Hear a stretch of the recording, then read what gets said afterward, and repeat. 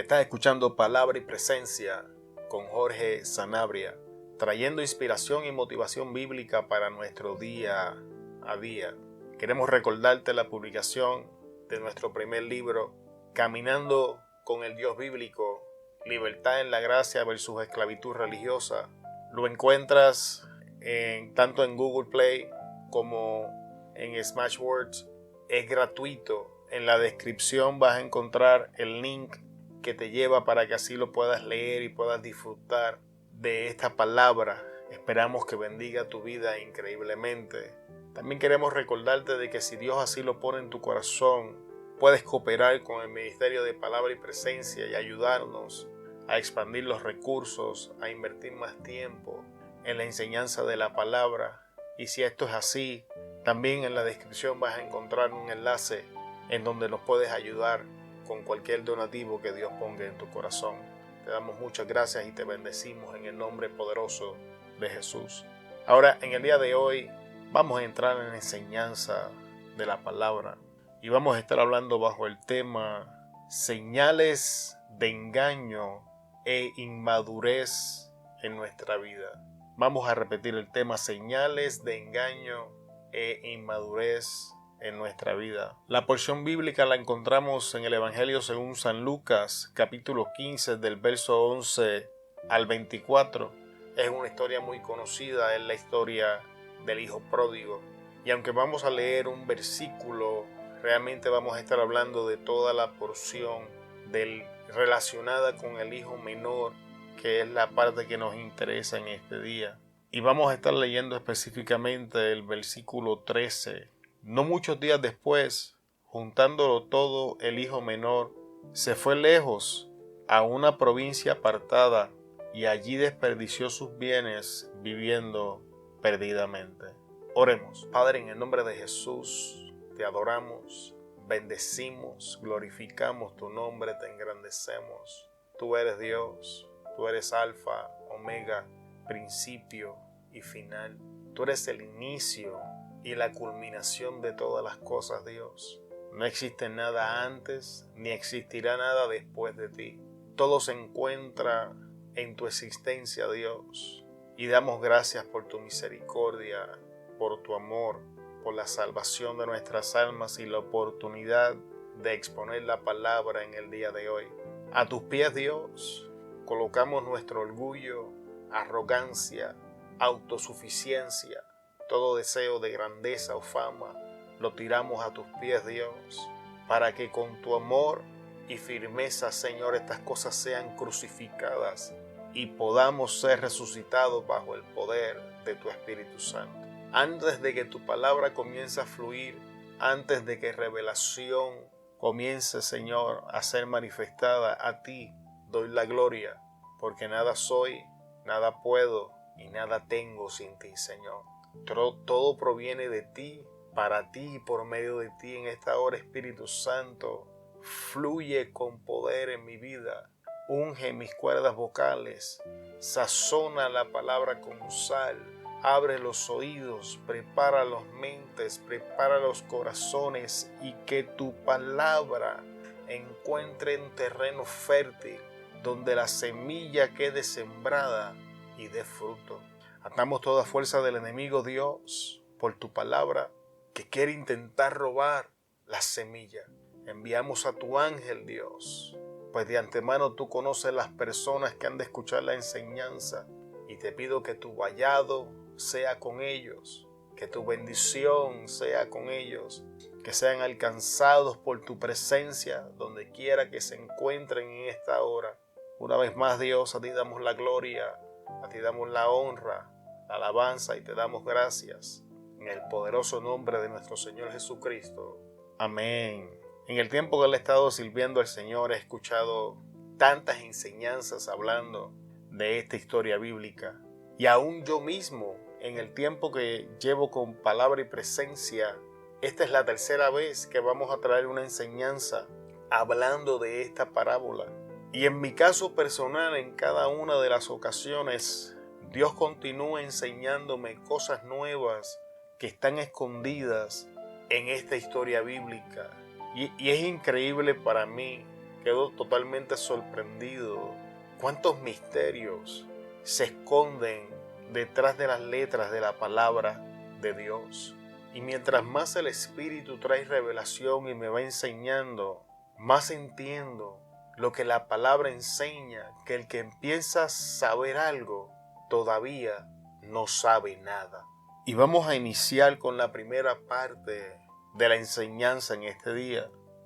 Engañados. Por alguna manera o razón, el hijo menor pensaba que le iría mejor si él se iba a vivir a otro lugar, si él comenzaba a vivir por sí mismo, si él comenzaba a vivir su vida como él la pensaba, como él imaginaba que las cosas serían si salía de aquel lugar donde se encontraba. Y me gustaría que me acompañe y analizamos por un momento al padre de familia, porque la parábola arroja una increíble cantidad de detalles sobre las cualidades del padre de familia y el ambiente que esto creaba en aquel lugar, en aquella hacienda donde se encontraban.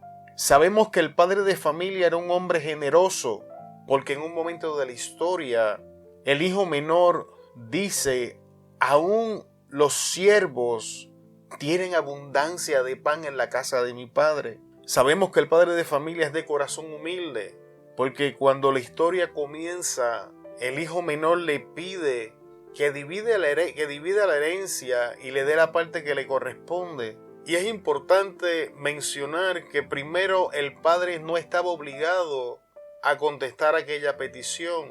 Segundo, que cuando leemos la historia nos deja saber que no tan solamente repartió los bienes de uno, sino que repartió los bienes a ambos de sus hijos. Aún aquel que no había pedido nada también le repartió sus bienes. Y número 3, que el padre de familia pudo recordarle a su hijo menor que él todavía se encontraba vivo y que tendría que esperar hasta el momento de su partida para entonces recibir los bienes que le correspondían acorde al testamento que ya se encontraba.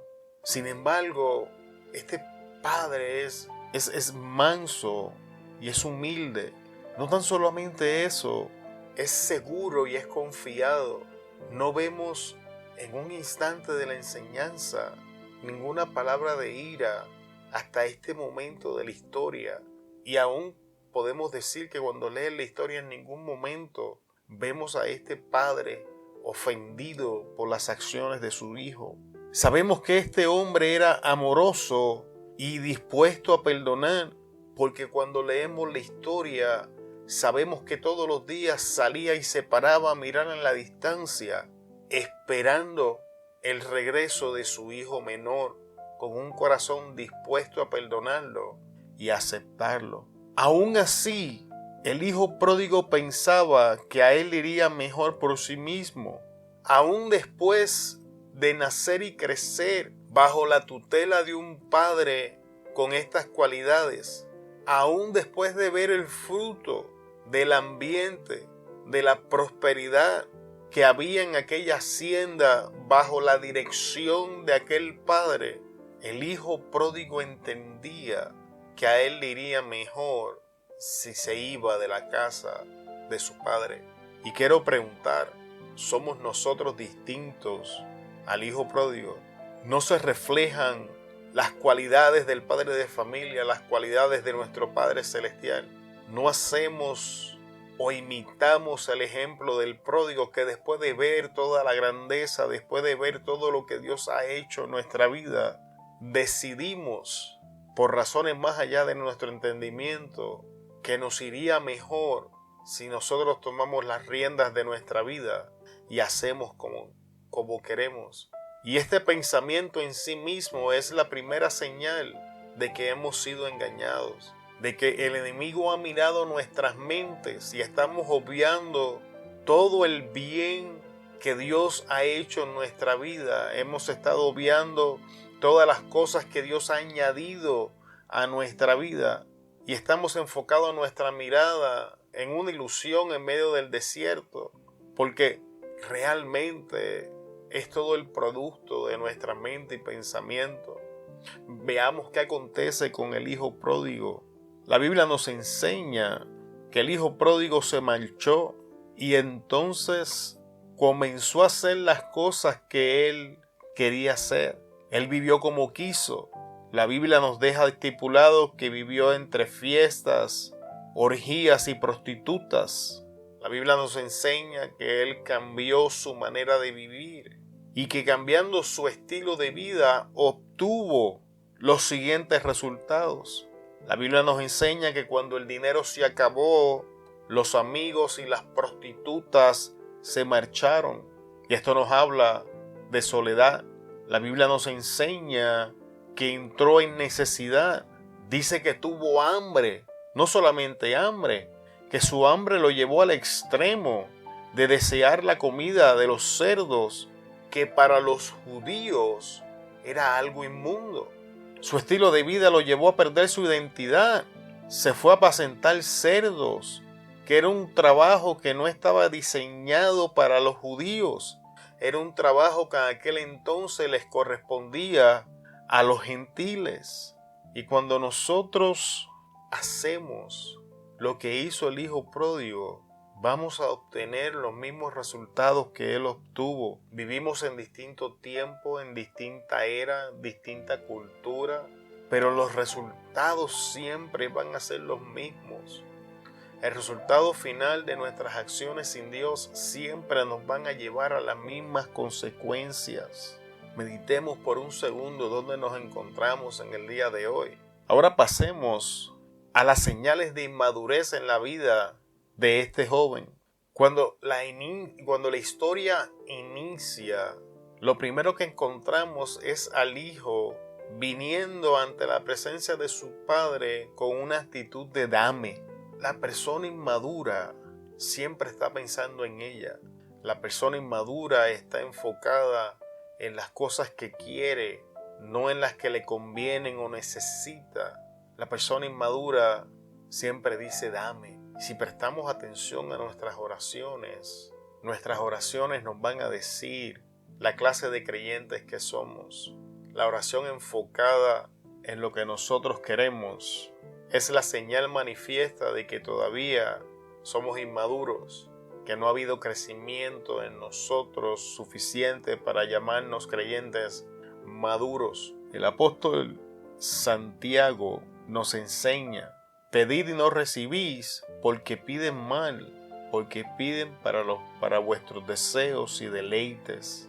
Cuando somos inmaduros, nuestra oración podemos decir que está infectada por los deseos de nuestra naturaleza, por nuestro egoísmo, y venimos ante la presencia del Padre olvidando que es el Dios Todopoderoso, y lo vemos más como el genio de la lámpara que como Dios. Nos relacionamos con Dios no por quién es Él, sino por lo que Él puede hacer en nuestras vidas.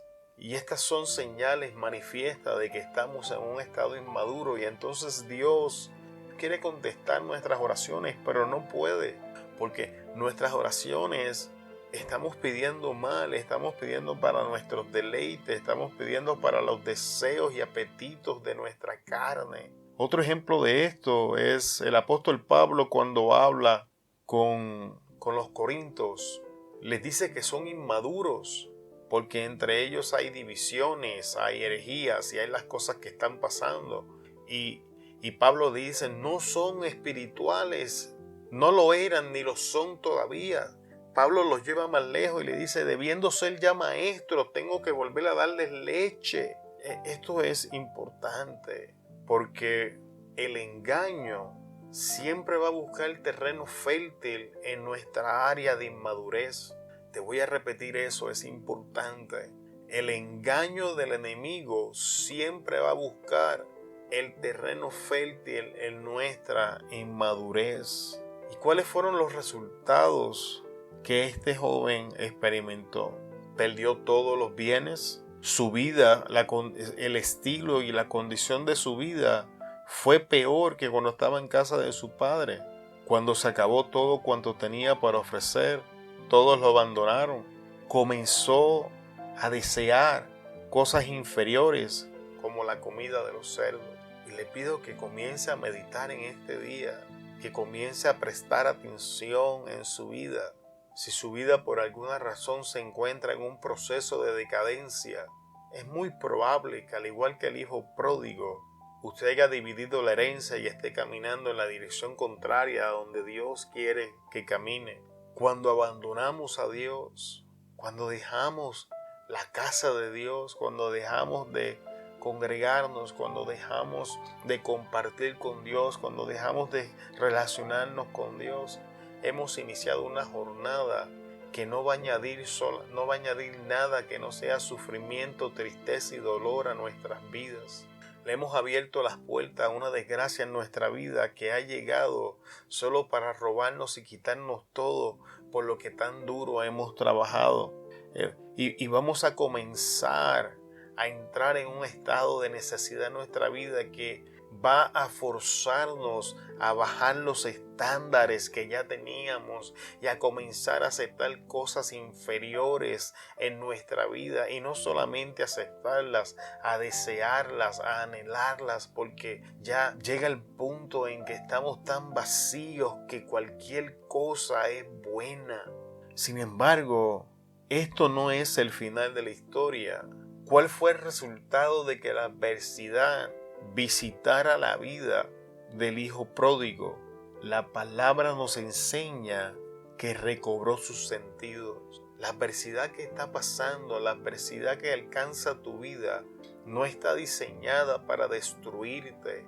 Está diseñada para que recobres tus sentidos y recuerdes dónde te iba mejor, y recuerdes que en la casa de tu Dios te iba mejor, y recuerdes que estando en relación con Dios te iba mejor que cuando dejaste de relacionar con Él. Ahora tienes una medida de comparación, ahora tienes algo que ponerle en la balanza, y esa es la razón por la que la adversidad y la aflicción nos visitan, porque entonces podemos comparar cómo nos iba cuando estábamos intimando con Dios y cómo nos va ahora que nos hemos alejado o separado de Dios. Comenzó a recordar la abundancia en la casa de su padre. Comenzó a recordar los tiempos donde no tenía necesidad. Comenzó a recordar los tiempos donde no estaba solo. Porque la abundancia, amigo que me escuchas, no es solamente dinero o bienes materiales. Obviamente él tenía estas cosas, pero vivir en abundancia, cuando nuestras necesidades más básicas están suplidas, tenemos abundancia. Cuando hay paz en nuestra vida, tenemos abundancia. Cuando vivimos en tranquilidad, vivimos en abundancia. Cuando nos rodeamos de personas que nos aman, vivimos en abundancia. Abundancia no es solamente lo material. Cuando estamos estables y sanos emocional, mental y espiritualmente, estamos en abundancia.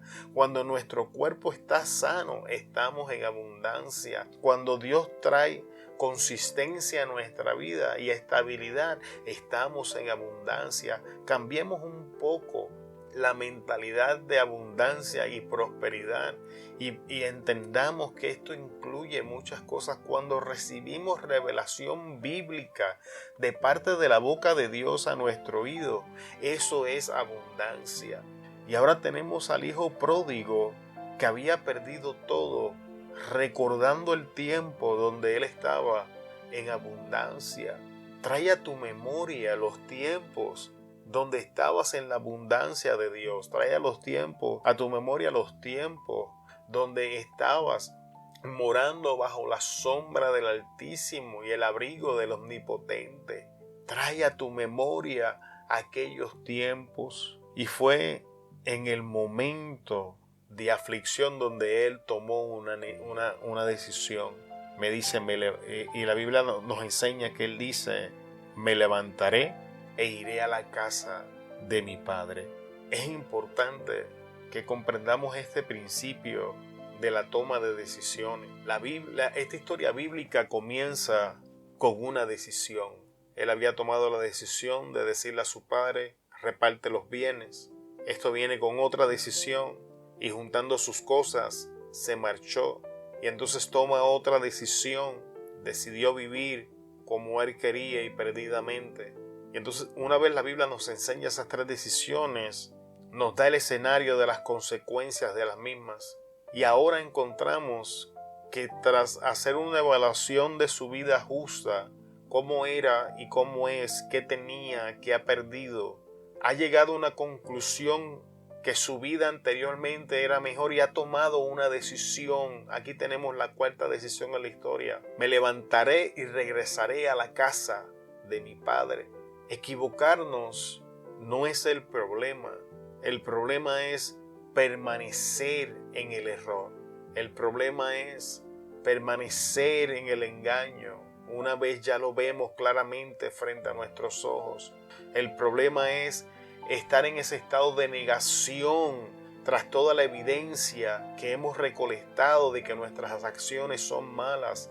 Y tomar la decisión es la primera parte de lo que sería la segunda, que es entonces ejecutar la decisión. La Biblia nos enseña que él tomó la decisión y ejecutó la decisión.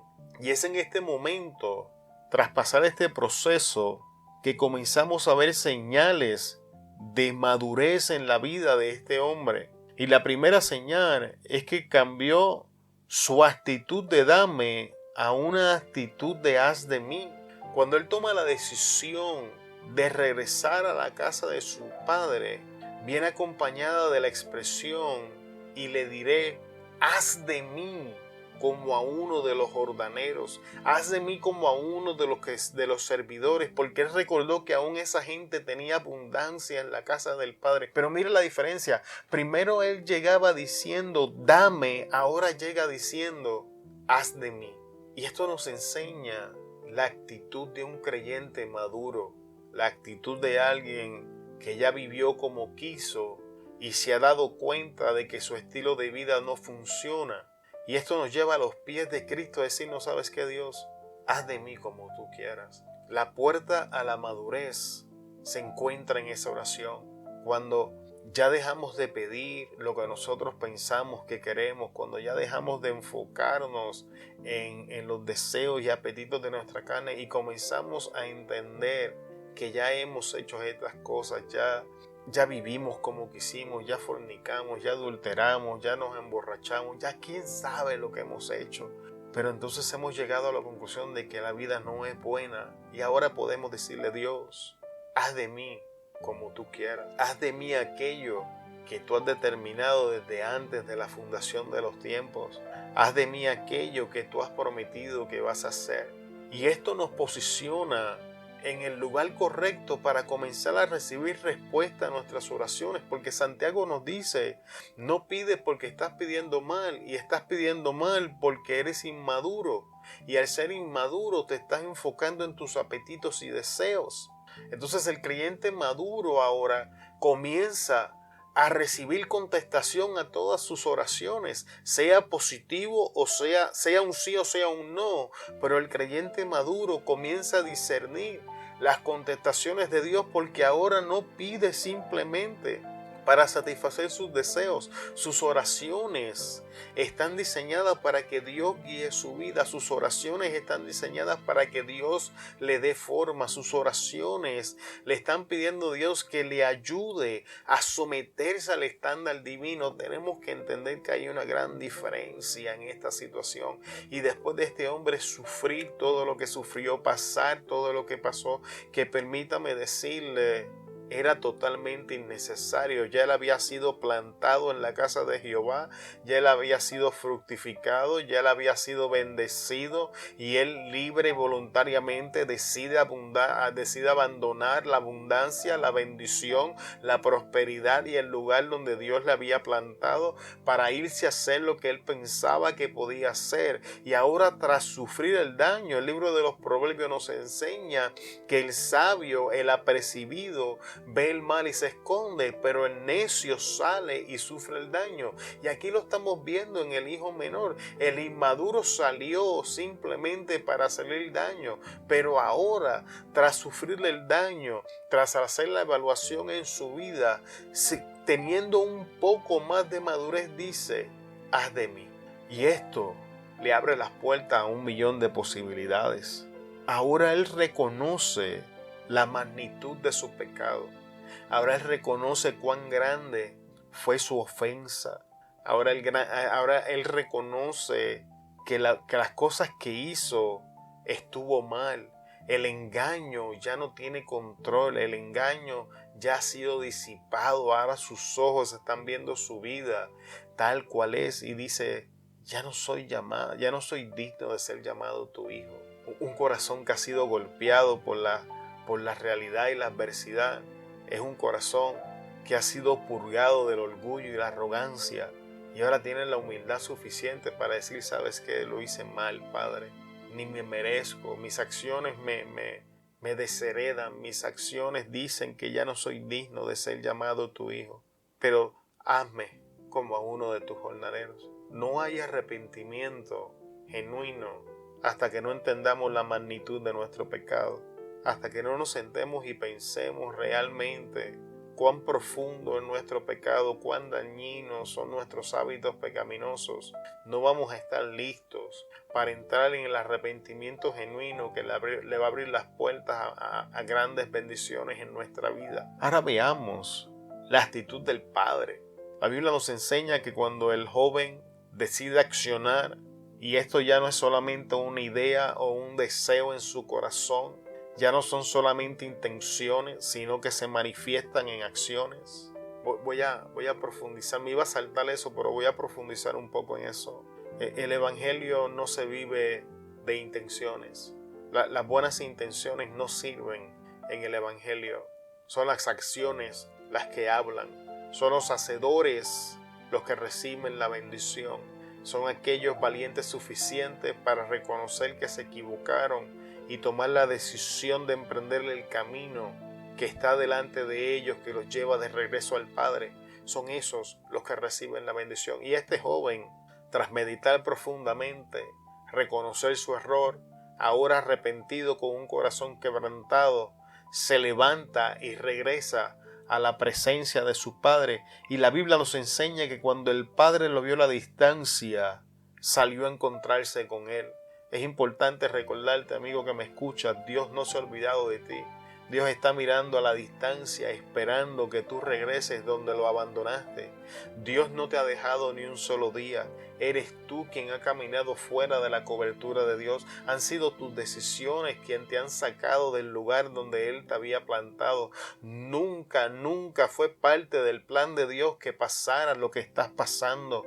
Esto que estamos pasando en el día de hoy es el producto de nuestras malas decisiones, es el producto de un estilo de vida equivocado, pero no es el final de la historia. En Cristo Jesús Dios proveyó el medio para que regresemos a Él y tengamos paz con Él y podamos vivir con Él, y Él está esperando que regreses a Él. Cuando tú regreses, la Biblia te enseña que Él va a salir a tu encuentro. No solamente eso, la Biblia nos enseña de que el padre de familia se alegró de que hubiese regresado. ¿Cómo sabemos esto? Si usted presta atención, la Biblia no registra ni un solo momento que el padre de familia le dijera, ¿te lo dije? Tampoco la Biblia registra de que el padre de familia le preguntó cómo le fue. No hubo en ningún momento una recriminación. Dios no está interesado en recriminarte. Dios no está interesado en preguntarte cómo te fue. Dios no está interesado en tu fracaso. Dios está interesado en que vuelvas a casa. Es importante que entendamos,